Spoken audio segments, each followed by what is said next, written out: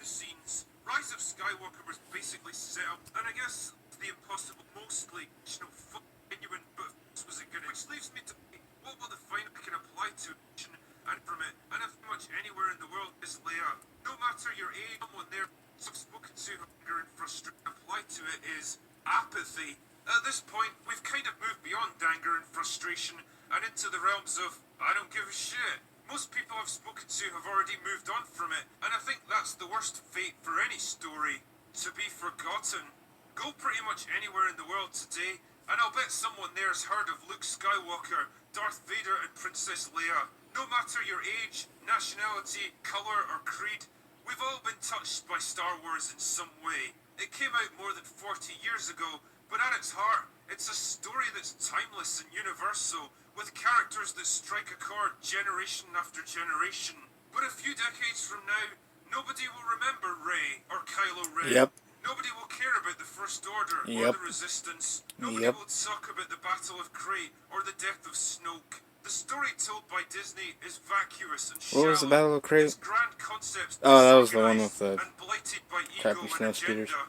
Its ideas and messages are so focused on our present-day fears and frustrations and petty grudges that it fails to realize what made Star Wars so appealing in the first place. It was an escape from all of those things. An escape to a galaxy far, far away. Yep. And with that in mind, I want to end this review with a little message of my own to the leaders at Disney and Lucasfilm. In the very slim hope that any of you happen to be watching this video, I want to say this. I hope it was worth it.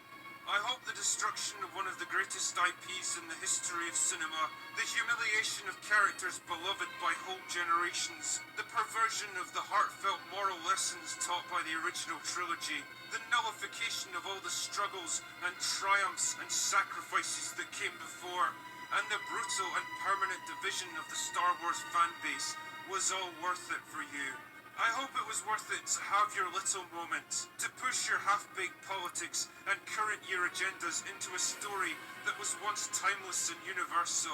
And I hope it brought you real pride and fulfillment to mock and belittle and put down anyone who dared to question your actions. I know your pride and egos will never allow you to publicly admit just how badly you screwed this one up. I know you'll never have the backbone and humility to take responsibility for this failure, but lying awake in your beds in the small hours of the night, with only the darkness and your even darker thoughts for company, maybe you'll pause to reflect for a moment on what you did.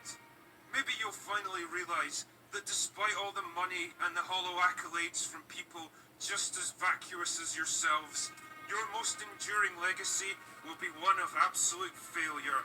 If anything good at all has come out of this disastrous mess, it's that the scale of your incompetence only underscores the superiority of all the movies you tried so hard to bury and forget. Yep. Working with less money, more primitive technology and fewer resources, George Lucas achieved something you'll never ever equal. A legacy to be proud of. And believe me, you're gonna have a very long time to think about that. Anyway, that's all I have for today. Go away.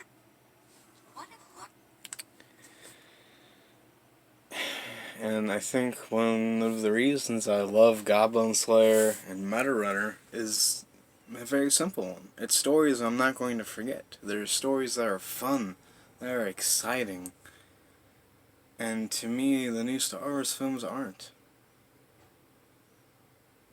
I could probably make a 9-hour video of Goblin Slayer and Meta Runner, but what's the point? They're good, fun escapism with characters that are interesting and go through arcs, and the writing is solid. 2 franchises made by relatively small companies. I mean, Meta Runner was literally made from the ideas of 2 YouTubers who made stupid memes for years.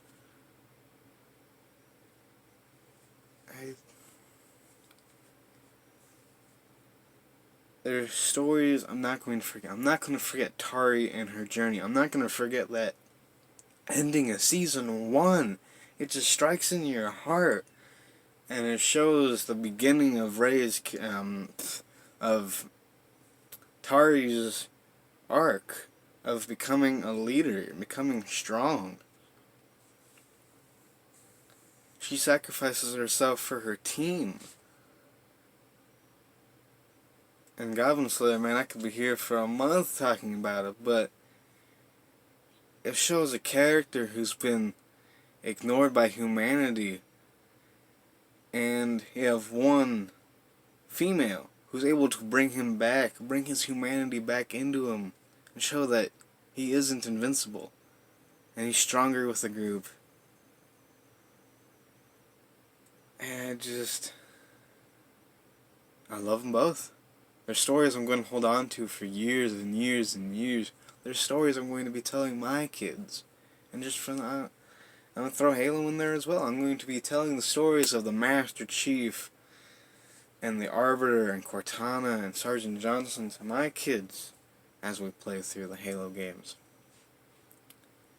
My Brothers and Mermaid can be thrown in there. Gurren Lagann, Splatoon, the original Star Wars trilogy, Robotech, Indiana Jones. I mean, these are stories I'm going to be telling for years and years and years.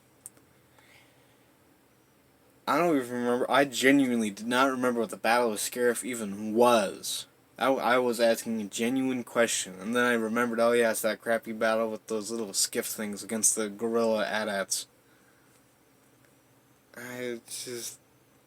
And that's the ultimate fate of the Star Wars sequels. To be forgotten. And that's one thing I'm going to keep in mind when working on my film. Now, going back to the world of film. Granted, Willy's Wonderland isn't a masterpiece of film. But it's fun escapism. It's a story of a guy who's sick and tired of these stupid-ass animatronics killing people. He goes in there and kicks the snot out of them. It shows a story of someone who is sick and tired of their fear and walks into those animatronics and beats the shit out of every single one of them.